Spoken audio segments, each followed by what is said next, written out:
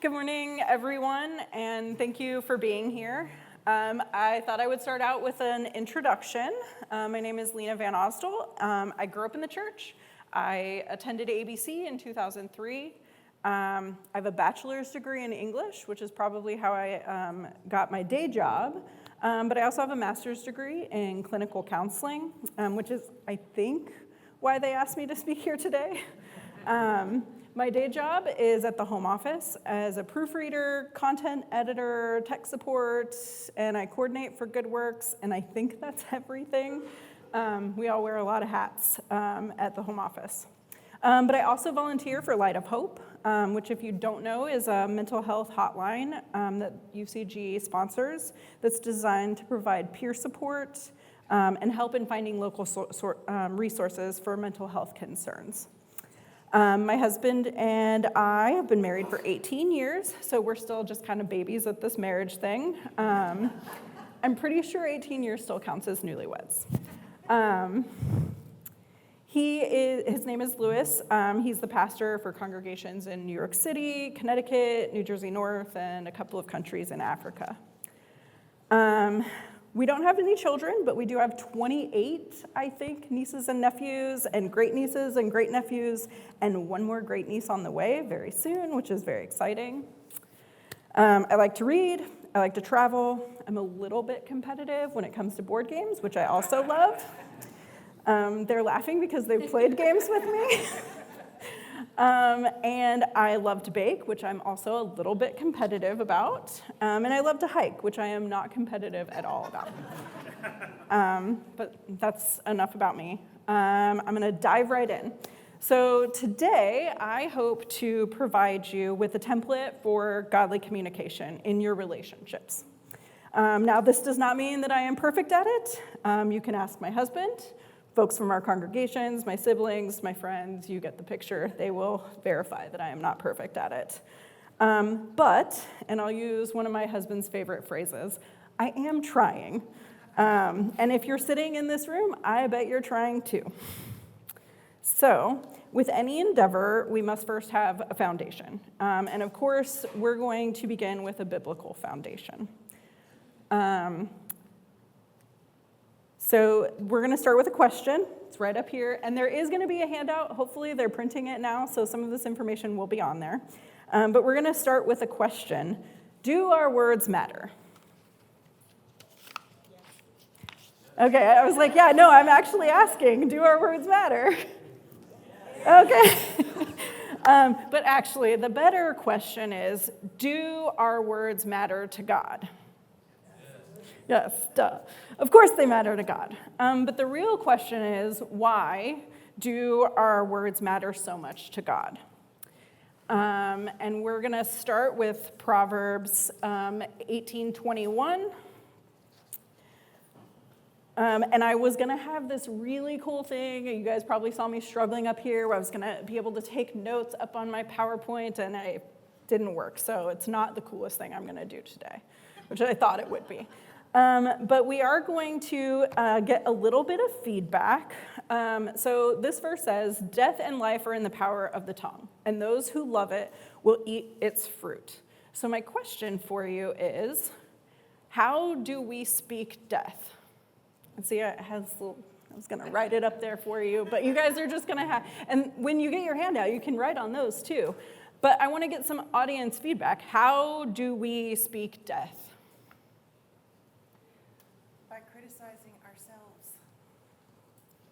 That's one. Same. Can you repeat what they say? Yes, by criticizing ourselves. Any other? By criticizing other people. Yeah. Are there any other examples of words of death? How we speak death? Complaining. Gossip. Criticizing. Not understanding how they hear. Yep, these are all, yeah. What about when you undermine somebody's future hopes and dreams? Yeah, yep, that is another way. So gossip, slander, spreading rumors, speaking ill of others, or saying things you wouldn't want said about yourself, using harsh words, anger, contempt, or harshness that cuts deeply.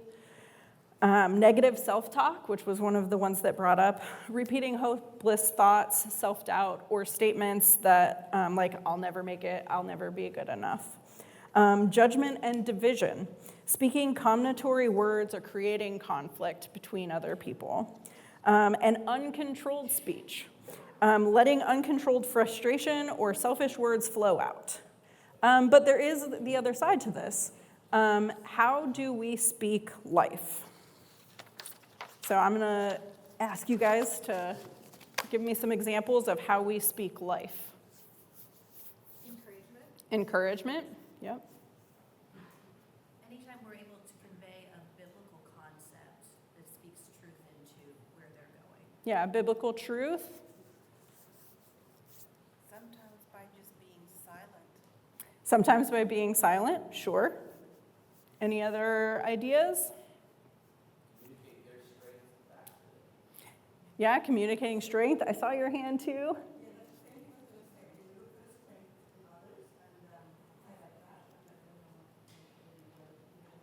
Yeah. Mm-hmm. Expressing gratitude, that's true. Any? Saying good things about somebody to other people. Yeah, that's really good. So encouragement, everyone said that. Affirming someone's skill, character, or faith. You are skilled. I am proud of you. Truthful affirmations, speaking about God's promises for ourselves and for others. Soothing words, using a gentle answer or kind words to de-escalate anger and bring peace. Building up, intentionally speaking words that build up, support, and inspire hope in others rather than tearing them down. And declarations of faith. You know, when we talk about God's will and talk about his promises over our life, these are things that bring life to us.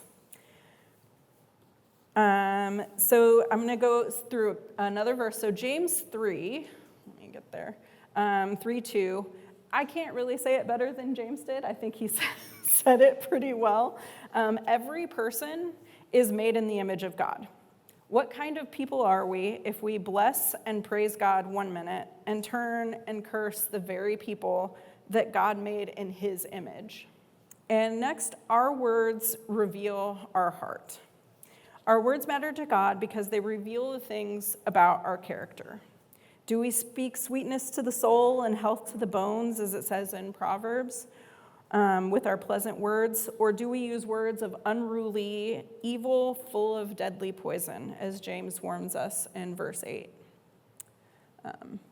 which I had here. And Matthew 12 here also talks about just that our evil treasure brings forth evil things. So God cares deeply about what we speak and why we speak.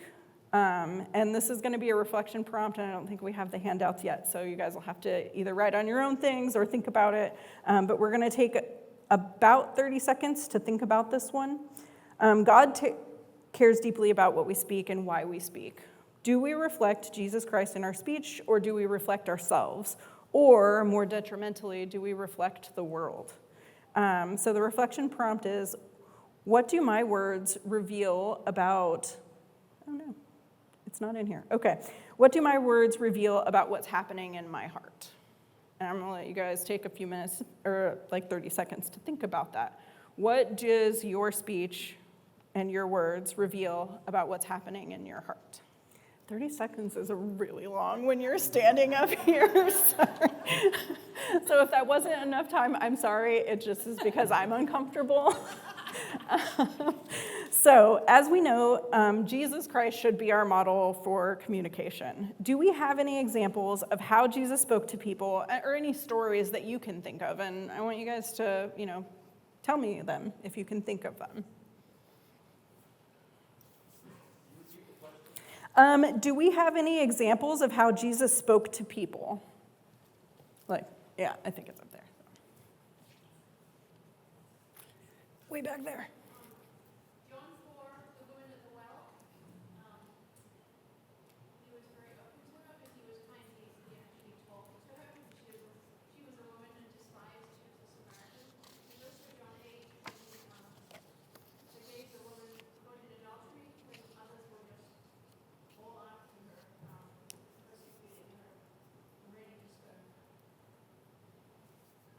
Any other stories?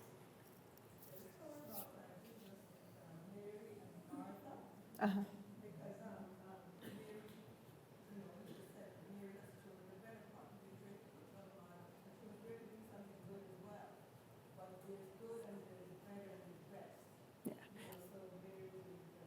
Yeah, she mentioned the story, if you couldn't hear her, of Mary and Martha and how Jesus spoke to them and encouraged both of them. I don't want to undermine this process, but I'm just thinking about when he turned to Peter and said, "Get behind me, Satan." But also speaking truth, right? A firm correction when needed. Yeah. Out of love. She mentioned when Jesus told Peter to get behind me, Satan, and because sometimes being loving is being truthful. And so he was always truthful and compassionate. He was firm, yet gentle, purposeful, and not reactive. So these are just some scriptures. He was full of grace and truth, and he gave truth and correction without condemnation, and gentle and inviting words. So Christ's goal when he communicated was to win hearts. Is it your goal to win arguments or win hearts? And how do you demonstrate that? So we're going to just pause. I'm going to give you guys about 30 seconds to think about that. So,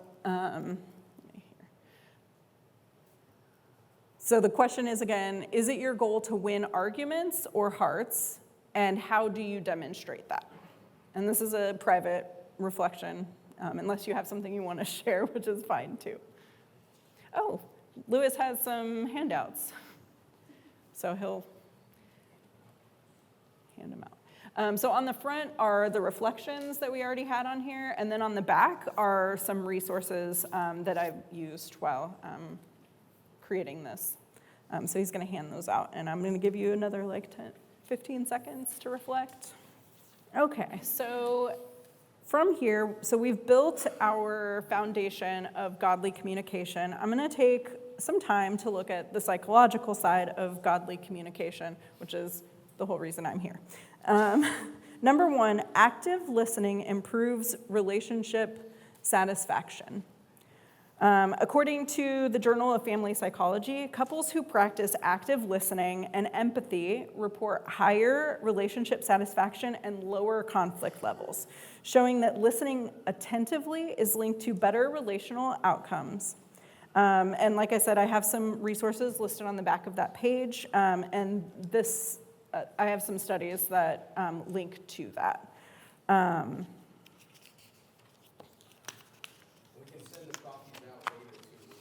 Oh, we ran, okay, I'm sorry. So yeah, we can email them also. So what does active listening look like?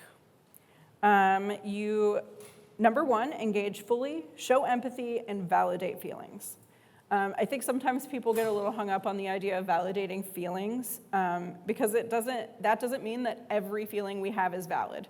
We're humans, we're irrational. Sometimes our feelings it's not a valid response to what's happening. But the fact that you have that emotion is valid. And it's important to acknowledge that the other person is having that feeling, no matter, whatever it might be. Number two, express feelings without blame using structured I statements. I feel emotion when specific situation because consequence or impact of need not being met, and I need request, which sounds weird with the way that it's said. But it's like saying, instead of saying, you always interrupt me, say, I feel unheard when I'm interrupted because I lose my train of thought and I need to finish my point. Or, you never help with chores. Instead say, I feel overwhelmed when I see dishes in the sink after dinner because it adds to my workload and I need us to agree on a cleanup schedule. You're saying the same thing, but you're saying in a way that isn't accusatory, and it's not going to cause the other person to just shut down because you're telling them they're the problem. When they're not the problem is the problem. And using this structured statement helps the problem become the problem. And it's going to feel awkward when you first start doing that because it's like, I feel, and then it feels awkward. But as you keep at it, it becomes more natural as you practice. Be clear and concise. So avoid vagueness, communicate needs and expectations honestly. So this one is challenging for myself. Sometimes I'll be like, I feel sad, but I don't know why, which is not helpful. But it's at least neutral. I'm not blaming him for Lewis for like the fact that I'm sad, just that I am, but I'm asking for support. So sometimes I get a hug and we leave it at that. But normally, I am a verbal processor, so I need to talk through my emotions to actually identify them. And I know a lot of people are like this, so if you are like this, it is not an excuse to word vomit negativity onto the person that you're communicating with, whether it's your spouse or a friend or your siblings or another church member. The onus is still on you to communicate clearly, concisely, and in a loving manner. Instead of a litany of all the ways your needs aren't being met and how the other person is the problem, focus on what you can do to better communicate your needs to the person. Number 4, seek clarity. So this is actually something I learned when Lewis and I went through like pre-marriage counseling. And it goes like, and it's been so useful, I still use it. It goes like this. You say, when I say X, I hear Y. Is that what you meant? So sometimes it's really just me being irrational, and I'll say something like, when you say this tastes fine, what I hear is, this is the worst thing I've ever eaten. How dare you try to poison me? Is that what you meant to say? He never means that. But when we're in our feelings and we're not feeling validated, everything can sound like an insult. So usually when I'm upset, I'll use this tool in my head before I even bring it up to Lewis. Like usually I'm like, oh yeah, Lena, you're a crazy person. Do not say that out loud. But sometimes I still say it out loud. You get it. You get it.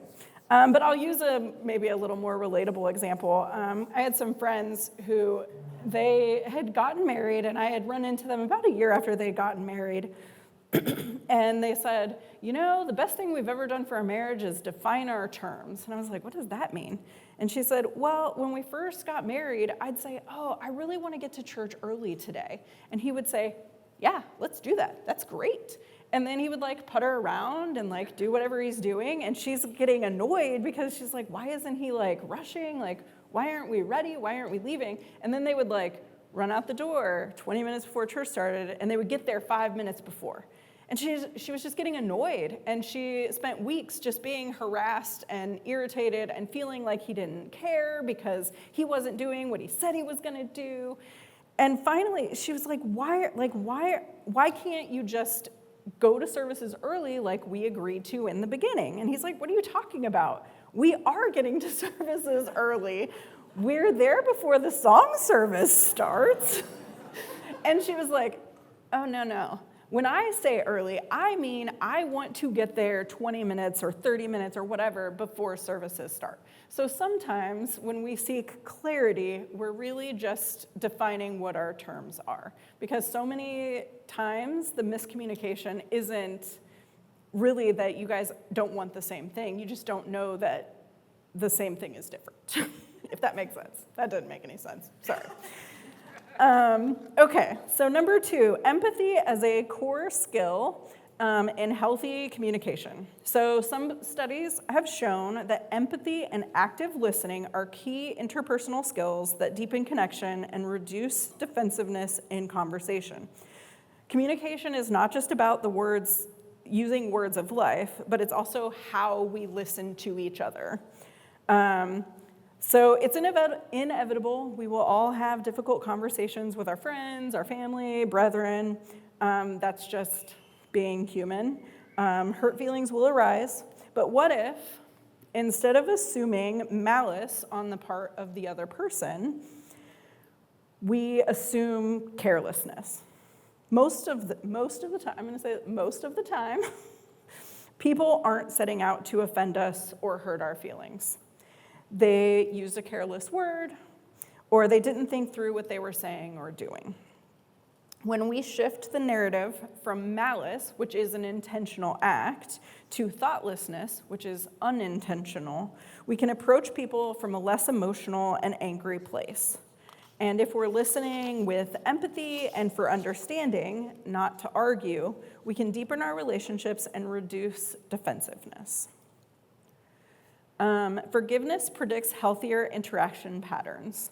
So empirical studies show that forgiveness is linked to better interpersonal problem solving and reduced hostility during conflict, suggesting that forgiving partners that forgive, cope more constructively and maintain relational well-being, proving yet again, to the surprise of no one, that God was right in the first place.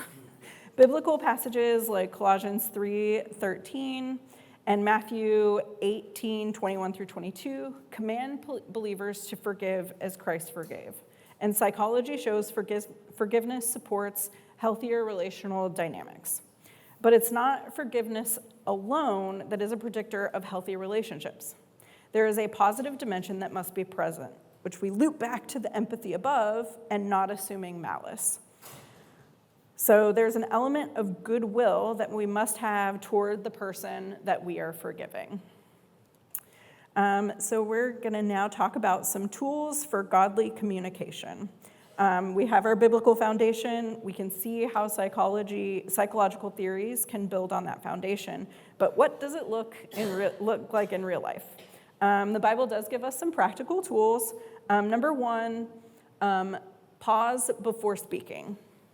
So Proverbs 21:23, and there's emerging evidence that stopping, taking a breath, and naming your emotions can keep your emotions from overwhelming you. It's called name it to tame it. So the pause gives your mind a chance to catch up to your emotions, allowing for a more reasoned approach. So when you just say, I'm angry, that doesn't necessarily mean anything. There's different things about anger, like why are you angry? And are you actually angry? Is your pride wounded? Are you frustrated? So there's different types of anger. So if you can take just even 10 seconds to take a deep breath and breathe and say, okay, I am feeling this. And then it gives your brain a chance to catch up to what your emotions are feeling. Number two, speak to build up, not tear down. It's Ephesians 4:29. Some of the best advice I've heard regarding communication in marriage, but it's applicable to friends, family, anybody, is to remember that you're on the same team. Your spouse, your friend, your siblings, other church members, they're not your enemy. They are on your team, and they want the same things that you want. And if you can, in the midst of a disagreement, if you can remind yourself, this person is not my enemy. I don't need to vanquish them. We're on the same team. We want the same things. It can hopefully bring your emotions a little bit back in check, and to recognize that they're not trying to hurt you either. And this is assuming like healthy relationships. Number three, listen to understand, not respond. And I put Proverbs 18, verse 13. When we listen to respond, we're not having a conversation, you're having a debate. And the focus becomes competition instead of connection, and who is right and who is wrong. And you're not going to get very far. Number four, speak truth in love. If we don't tell people the truth, if we're harboring something, it can lead to defensiveness, hopelessness, and resentment within ourselves because we're not communicating either our needs or whatever it is to this person. But if we speak that truth without love, it will lead to arguments and hurt feelings. You want to have gentle confrontation, which sounds crazy, but it's speaking the truth in love. If we do it in a way that they know that you're on their side, that you're not coming at them as an enemy, that you you want what's best for yourself and for them, you're going to speak that truth in love, and you can help lower defenses and encourage receptiveness. So we're going to take a few minutes and practice some of these skills with each other. If you're here alone, that's totally fine. You can make a new friend, and then we'll come back in like 10 minutes or so. So if you guys want to either practice saying I statements, or any of the other tools that we have which are on your paper, that'd be great. Or if you just want to chit chat for like 10 minutes, that's fine too.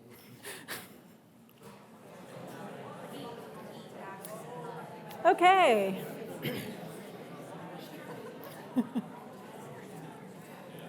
I feel like doing the camp thing. We've tried to implement this in our congregation. It works sometimes.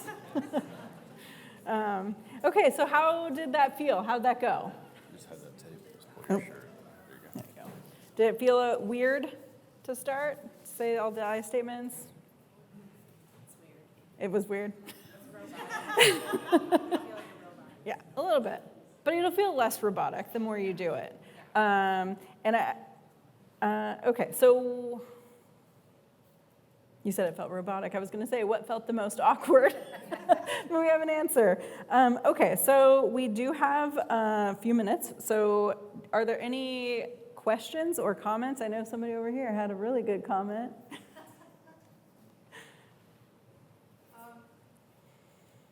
So as human beings, what we think in our brain doesn't come out of our mouth the same way as we think in our brain. We think in a full, multicolor, our brains are pretty fascinating things, but what comes out of our mouth is a soundbite.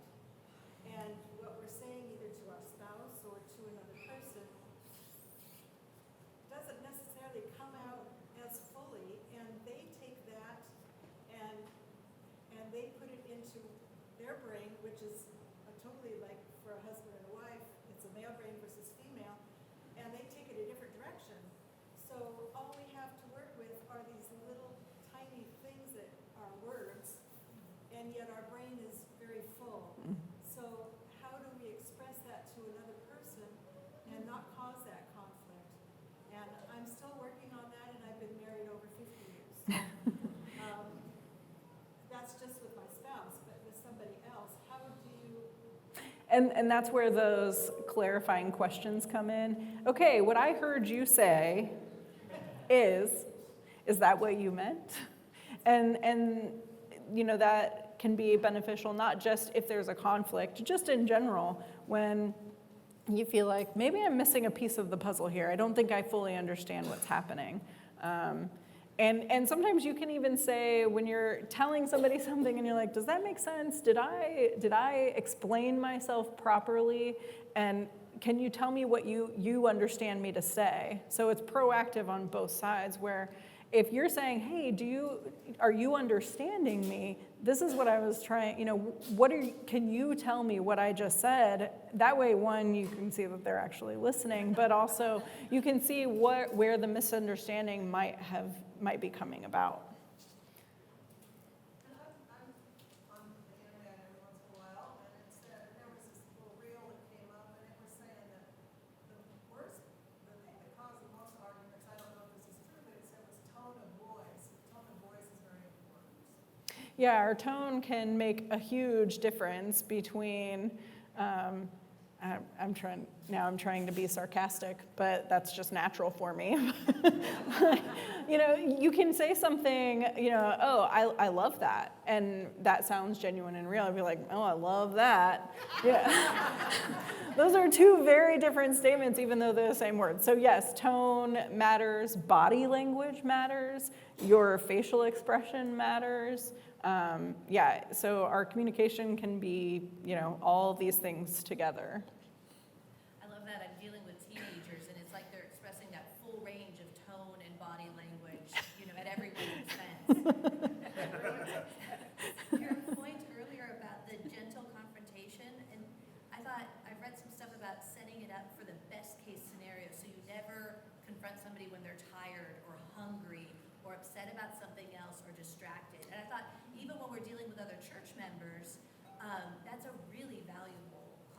Yeah, that's really good. You don't want to, come in hot when somebody's already, say you're, like me, I cry all the time. I'm crying and Lewis comes in and be like, well, you probably shouldn't have done that thing.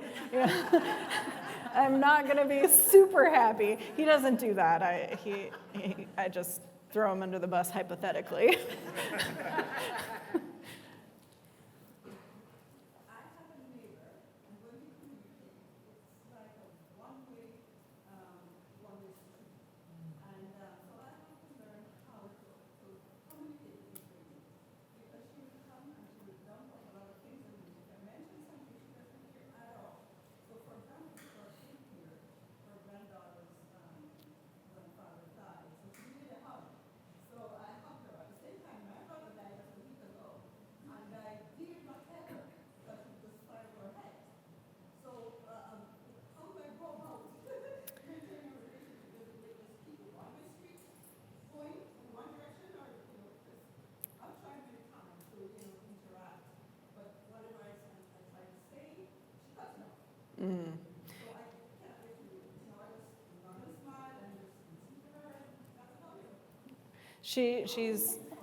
She's asking, how do you communicate with someone in a relationship when it feels like it's a one-way street, where the person is allowed to communicate to you, but you're not allowed to communicate to them? And that is, dysfunctional. One thing, and I think sometimes we don't say it because it seems obvious, but we can pray about that. I know there have been times where I've prayed, God, I don't know how to love this person the way that they need to be loved. You're going to have to show me how to do that. And maybe you can start with that prayer. God, I want to be her friend and I want to support her, but I want it to be more than a one-way street. How can I make that happen? And maybe you do need to have a conversation with her and say, hey, this feels a little one-sided. And it hurts my feelings when you cut me off because I don't feel like you care about this.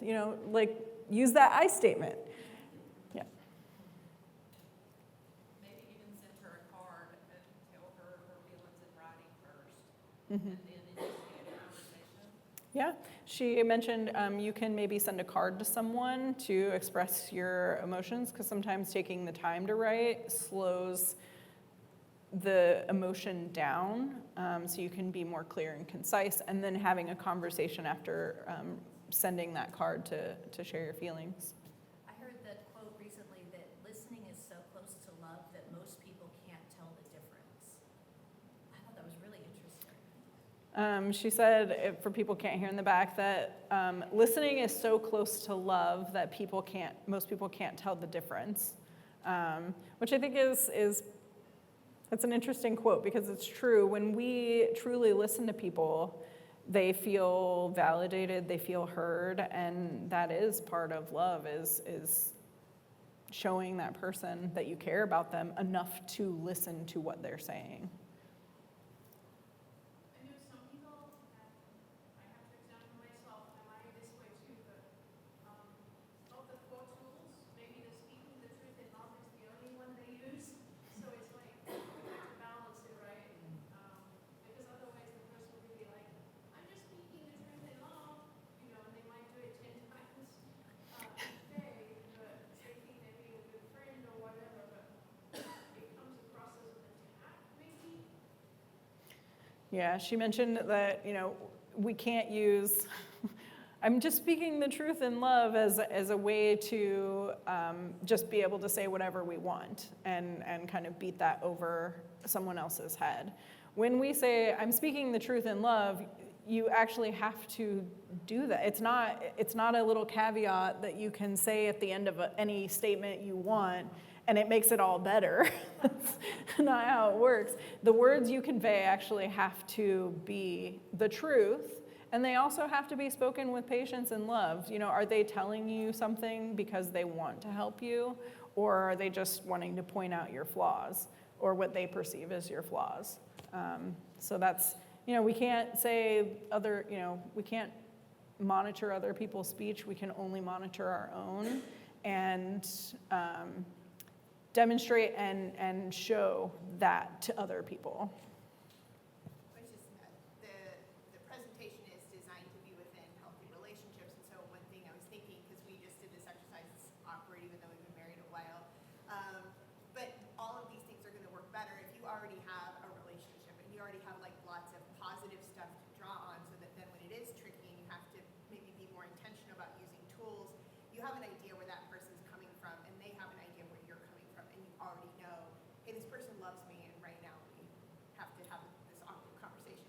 Yeah.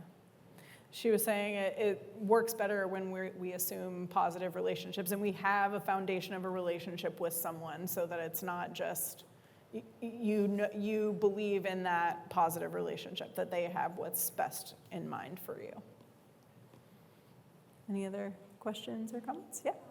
In speaking to the lady that, that has the neighbor that won't listen to her, I have a personal philosophy, and that is that I try to give people like that 5 minutes of my undivided attention where I listen to them, but then I've got some place to go or something to do, not a lie, a truth, but a way to get away from the situation because I've learned I can't change that situation. Were you able to hear what she was saying is if you are in the situation with like the neighbor that she had that's this one-way street, is to give that person your undivided attention for a set amount of time and let them know like, hey, I have something to do, and don't lie. You should have something else to do. But I have something else to do. We can do this for however long, and really be intentional and listen and be there for them. But then say, okay, well, I really have to go. That's the time that I have, because people can be draining. If they can talk for 4 hours, they will. But that's also, another thing of positive communication is that we should be aware of ourselves and self-aware of other people's time and things like that. Any other questions or comments? Yes, ma'am. I noticed that most of our questions and comments have come from the feminine side of this congregation. I would love to hear more from the masculine. Oh, from the men. Do any of the men have anything to say? When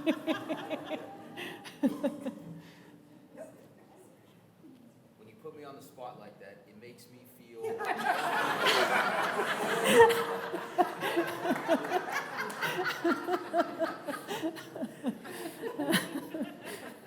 That says it all.